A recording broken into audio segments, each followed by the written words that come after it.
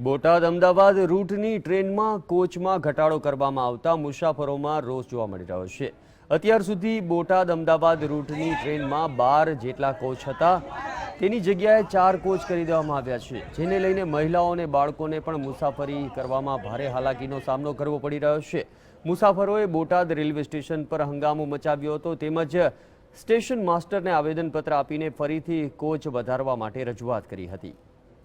પછી અત્યારે 3-4 મહિનાથી 4 જ ડબ્બા કરીને તો પહેલા આગળથી પેક થઈને આવે તો ધોળકાની પબ્લિક જાય ક્યાં, પછી બાવળા આવે, પછી મોરઈ આવે, મટોળ આવે, એ બધી પબ્લિક જાય કાકા। 2 દિવસ પહેલા બી 2 જણા પડી ગયા, એમને પગ કપાઈ ગયા કોઈના, તેની જવાબદારી કોણ લે?